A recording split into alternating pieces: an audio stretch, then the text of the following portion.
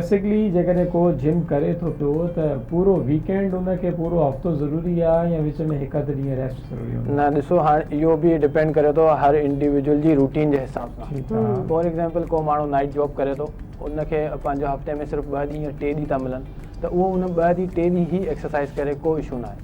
ठीकु आहे। जेको माण्हू एक्सरसाइज़ मां बोर थी वेंदो आहे, जंहिंखे मज़ो नथो अचे, जंहिंजो लाइफ स्टाइल इलाही बिज़ी आहे, उहो बि 3 खां 4 ॾींहं करे थो त को इशू न आहे।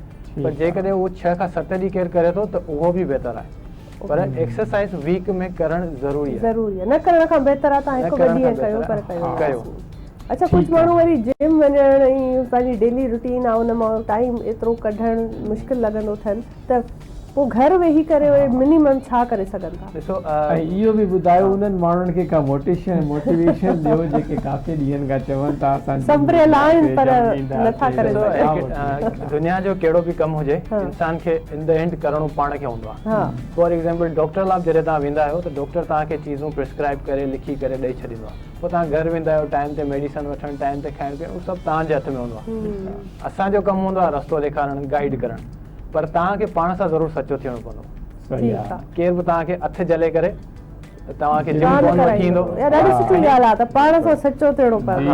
ज़बरदस्त। ऐं हथ सां खणी करे केरु तव्हांजे वात में जेकॾहिं तव्हां पाण सां सचा आहियो, पंहिंजी वाकई तव्हांखे केयर आहे, सिर्फ़ु बज़ाहिर तव्हां चयो था तव्हां ॾिसण में सुठो हुजां, त उहो त माण्हू थी थो वञे, पर तव्हां चयो था इंटरनली बि एक्टिव हुजां, अंदरां खां बि हेल्दी हुजां, जीअं त पंहिंजो मुंहिंजी लाइफ स्टाइल सुठी गुज़रे, त पोइ तव्हांखे पाण सां सचो थियणो। ठीकु आहे। त जेकॾहिं मसरूफ़ियात ज़्यादा आहे, इलाही घणी आहे, त घर में छा सिहत जे हवाले सां मुतवाज़िन एक्सरसाइज करे थी सघिजे? घर जे हवाले सां पंहिंजो इहो आहे त तव्हां घर में पंहिंजो घर जा कमकार करियो। सभ खां पहिरीं ॻाल्हि उथो, हलो फिरो, सभु चीज़ पाण करणु शुरू करियो। हा, पर इहो वरी असल में मूं हिकिड़े चकर इंस्टाग्राम ते बि इहो चयो हो त माण्हुनि हिनखे थोरो ग़लति वठी वरितो, यार झाड़ू पोचो आणसी।